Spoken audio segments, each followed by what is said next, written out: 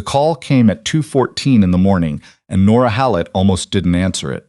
She'd been asleep for maybe 3 hours, still in her scrubs, one arm hanging off the side of the bed, her phone buzzing against the hardwood floor. She'd worked a double at Foothills General, 12 hours in the cardiac unit, then 4 more covering for a colleague who'd called in sick. Her feet ached in a way that went past muscle and bone, all the way to something she couldn't name. She was 31 years old, and her body felt 60 on nights like this. She answered anyway. She always answered Hallett. Her voice was flat, professional, even half asleep. Old habit from her time in Petawawa. There was silence on the other end, then a breath. "Nora, it's Mom." It wasn't an emergency, not exactly. Her mother, Diane, had fallen getting up from the bathroom in the middle of the night. Not badly, a bruised hip, some wounded pride, but she was alone in the house in Cochrane, and she was frightened, and Nora was the only person she'd thought to call. Her brother was in Fort McMurray. Her father had been gone 11 years. Nora sat up in the dark, rubbed her eyes, and told her mother she was on her way. She drove west out of Calgary on the Trans-Canada just before 3 in the morning, the highway black and empty and long. November in Alberta meant the cold came early and stayed personal. It didn't just chill you, it pressed itself against you like it had an opinion.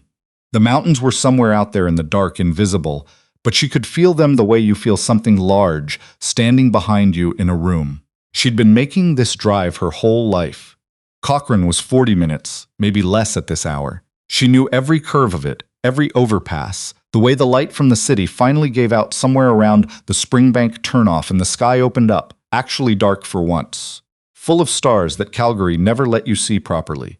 Nora turned the heat up. Her hip, the left one, the one she'd broken in a training accident at Garrison Petawawa 6 years ago, the one that had ended her military nursing career and redirected her entirely, was complaining about the cold the way it always did. She shifted in the seat, adjusted her posture, and drove. She wasn't speeding. She was doing exactly 110, which was what everyone did on the Trans-Canada between Calgary and Cochrane at that hour, and she was in the right lane, and her headlights were on, and there was no reason at all for the patrol car that came up behind her near the Bow River Bridge to light up its lights the way it did. She saw the red and blue in her mirror and felt the immediate, involuntary clench of anxiety that everyone feels when that happens, even when they know they've done nothing wrong. She signaled, pulled to the shoulder, and stopped. She turned on her interior light, rolled down her window, put both hands on the steering wheel where they could be seen. She'd learned that in Petawawa. She'd learned a lot of things in Petawawa. The officer took his time getting out of the cruiser. She watched him in the side mirror.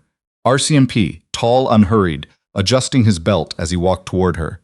When he reached her window, he held a flashlight at chest height and shone it directly into her face. "Evening," he said. He didn't sound like it was evening. He sounded like he'd already made up his mind about something. "Good evening," Nora said. "Can I ask why I was stopped?"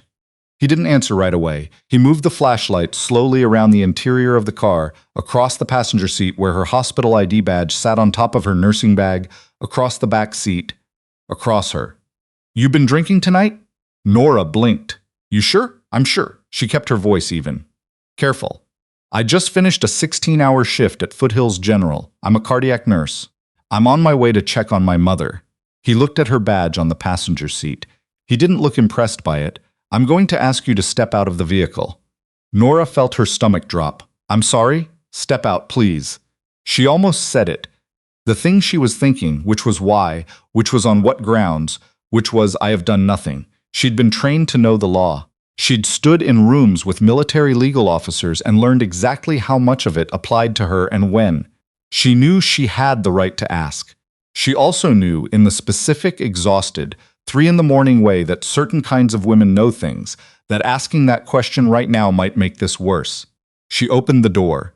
The cold hit her immediately. She stood on the gravel shoulder of the Trans-Canada, cars gone past at highway speed maybe 8 feet away from her, the wind off the mountains making her scrubs feel like tissue paper. She'd been on her feet for 16 hours. Her left hip sent a message, clear and unhappy. "Have you consumed any alcohol in the last 24 hours? "No." "Any medication?" "I take ibuprofen. For my hip. I had a training injury in the military." She said it plainly, not as an appeal for sympathy, just as a fact. It affects my gait sometimes, in case you were wondering about that. He looked at her for a moment. Which branch? Canadian Forces. I was a nursing officer. Served 8 years, Petawawa and Kandahar. Something moved across his face. Not recognition, more like recalibration. Like he was adjusting something. I'm going to need you to walk a straight line for me. Constable. She glanced at his nameplate. Constable Varga, I have a permanent hip injury. Walking a straight line in the cold, at this hour, on gravel, is going to look impaired regardless of whether I am. I'm telling you that up front. Walk the line, please. She walked it. She walked it, knowing how it looked, knowing the slight hitch in her left stride that the cold made worse, the way her hip locked slightly every 4th or 5th step. She walked it because she had no other option, and when she finished and turned around, Varga was already writing something in his notebook. I'm going to ask you to come with me to the vehicle. Am I being detained? The question cost her something to ask. She could feel it in her chest, the effort of saying it calmly. I'm asking you to come sit in my cruiser while I run your details. My details are on my license and registration, which I can provide right now. She kept her voice level, quiet, a voice she'd used in triage in field hospitals with patients who were frightened and in pain. My name is Nora Hallett. I have a valid license, no record, and I have not been drinking. I'm a nurse with a hip injury, and I'm trying to get to my elderly mother who fell tonight. Varga looked at her for a long moment. Get in the cruiser, Miss Hallett. She sat in the back of the patrol car and looked at her hands. It was warm inside, at least. She could hear the crackle of the radio, half conversations in dispatch code, the hiss and pull of the highway outside. Her nursing bag was still in her car. Her phone was in the side pocket of her scrub top, and she gripped it and thought about calling her mother to say she'd be late.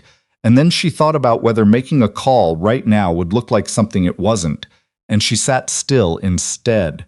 Varga was outside, standing at the hood of his cruiser, on his radio. He'd been there for 8 minutes. She counted. She thought about Kandahar. She thought about the specific quality of waiting there. The tent walls moving in wind, the sounds outside that you learn to parse, safe or not safe, threat or not threat.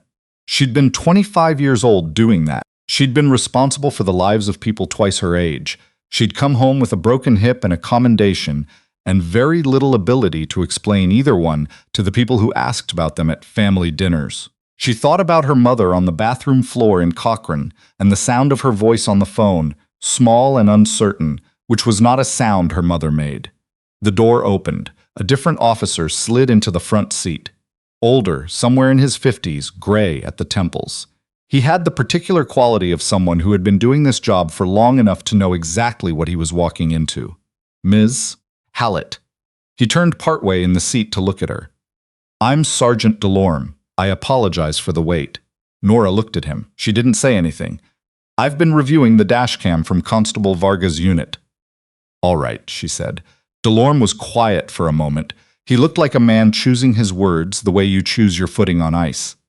Can you walk me through what happened tonight from your perspective? She did. She told him about the shift at Foothills, about her mother's call, about the drive, about being pulled over, about the field sobriety test she'd failed through no fault of her own, about her hip, about Petawawa. She told it flatly and completely and without editorializing because she'd been trained to give clear reports and that training didn't turn off. When she finished, Delorme nodded slowly. Mrs. Hallett, I want to be direct with you. You were not driving erratically. The dashcam shows that clearly. You were in your lane, maintaining appropriate speed, no violations. The initial stop, he paused. I want to understand the basis for it. That's something I'm looking into. Nora felt something shift in her chest, something that had been locked very tight since the moment the lights came on in her mirror. Am I free to go? She asked. Shortly, yes. I'd like to get your information first, and I want you to know that you'll be receiving a formal follow-up on this. He met her eyes. I mean that. She looked at him for a long moment, trying to decide what it cost to believe him. She'd met men in uniform who meant what they said, and men in uniform who didn't, and she'd learned that you couldn't always tell in the moment. You could only wait and see what happened next. My mother is waiting for me, she said. I know, and I'm sorry. He said it simply, without performance. Someone will take your statement tonight, and then you can go. She reached Cochrane at nearly 5 in the morning. Her mother was in the kitchen when she came in, sitting at the table with a cup of tea, her housecoat wrapped around her. Her face relieved in the way faces are when something they were afraid of has finally arrived and turned out to be manageable. "Nora," she said, and stood up too fast, and Nora crossed the kitchen and put her arms around her. "Don't get up fast, Mom. We talked about this. I know. Diane Hallett hugged her daughter fiercely. "You're cold. I'm fine." She wasn't entirely fine. But she made her mother tea and checked the bruise on her hip. Mirror image of Nora's own, that same left side, which seemed like the kind of coincidence that was too pointed to be one, and sat with her until 6:30, when Diane finally admitted she might sleep, and then Nora drove back to Calgary in the gray early light and sat in the parking lot of her apartment building for a while before she could make herself go inside. She filed the formal complaint from her kitchen table that afternoon. She sent it to the RCMP's Civilian Review and Complaints Commission, and she CC'd her former regimental adjutant, who was now a lawyer in Edmonton, and who had told her years ago that if she ever needed him, she should call. She called.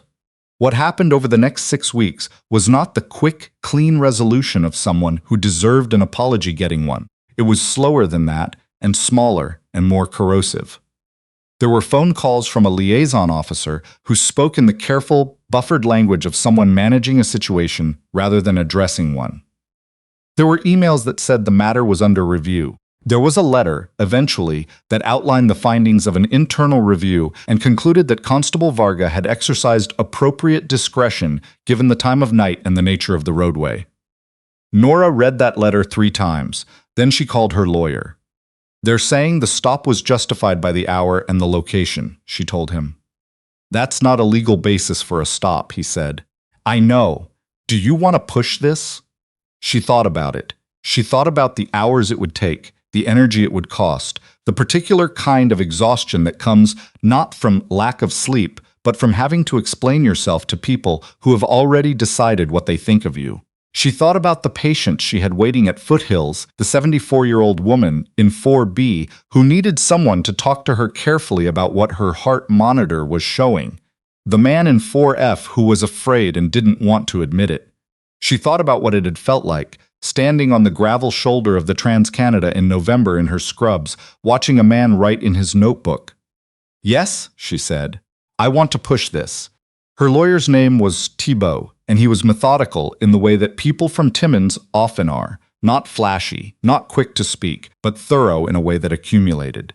He filed a formal complaint with the CRCC and requested full disclosure of the dashcam footage and Varga's bodycam recording and his patrol log for that night. The bodycam footage came back with a 47-minute gap. "That's not a malfunction," Thibault told her over the phone. "No," Nora said, "it's not." The disclosure process took 3 more weeks. During that time, Nora went to work at Foothills General, came home, slept badly, woke up and went back. She told her colleagues in the cardiac unit what had happened, briefly, because the story had a way of coming out in pieces, a comment here, a question there. Her charge nurse, a woman named Bev who had been doing this for 30 years and had opinions about everything, listened to the whole story without interrupting and then said, "You file the complaint in writing?" "Yes." "You get a lawyer?" "Yes." "Good girl." Bev went back to her chart. Then, without looking up, "My nephew's in the RCMP. Good kid. Not all of them are like that." "I know," Nora said. She did know. That was the complicated part. Delorme had seemed genuine. Delorme had looked her in the eye and said he was sorry and seemed to mean it. The world wasn't divided cleanly into the ones who meant well and the ones who didn't. It was messier than that, and she'd been in enough situations to know that the mess was where most things actually happened. But the bodycam gap was 47 minutes, and the internal review had cleared Varga before anyone had looked at it. That was harder to explain away. The CRCC hearing was held in Calgary in February, in a building on 7th Avenue that smelled like carpet cleaner and old coffee, in a meeting room with fluorescent lighting that made everyone look slightly unwell. Nora wore her Canadian Forces service medals. Thibault had advised against it, mildly, and she had listened to his advice and then done it anyway. There were 5 people on the review panel. The RCMP's representative was a superintendent named Arcand, who had the manner of someone who had survived many such hearings by moving slowly and saying little. Varga was not present. His union representative was. Thibault walked them through it. The dashcam footage that showed no violation.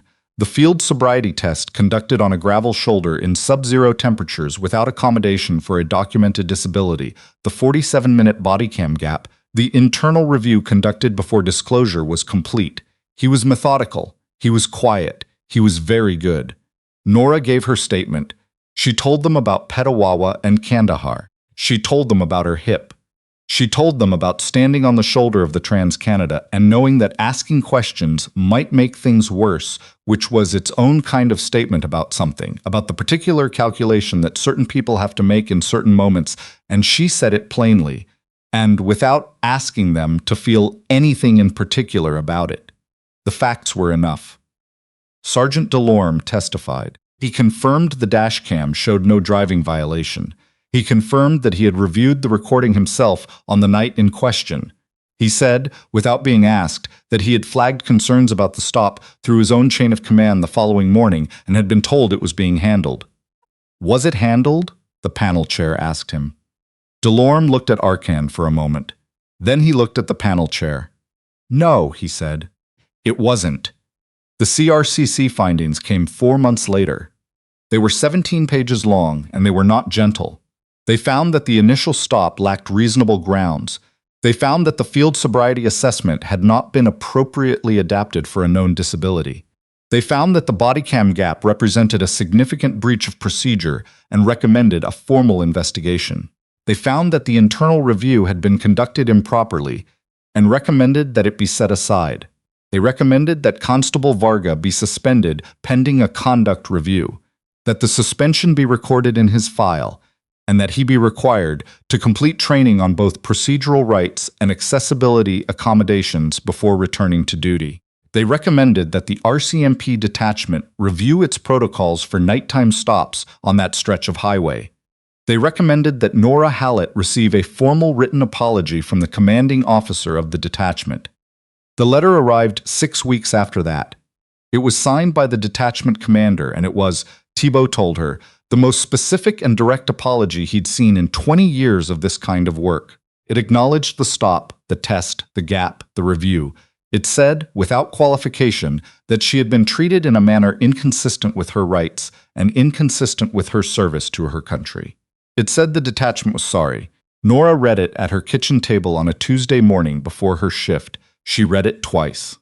Then she folded it and put it in the folder where she kept important documents, the folder that had her discharge papers and her commendation and the letter from the orthopedic surgeon at Sunnybrook, who had told her 3 years after Petawawa that her hip would always hurt, but she would always walk, which had been, at the time, the best news she'd ever received. She went to work. In the spring, the RCMP's commanding officer for K Division announced new protocol guidelines for traffic stops, including specific procedures for interacting with individuals who identified a disability and mandatory dashcam and bodycam continuity requirements with automatic supervisory review for any gap. The announcement noted that the guidelines had been developed in response to a civilian complaint and a CRCC review. It didn't name her. She hadn't wanted it to. Her mother called when she saw the news. "Nora, that's you, isn't it? That's your case." Nora said. "You should have told me. You would have worried. I worry anyway." Diane was quiet for a moment.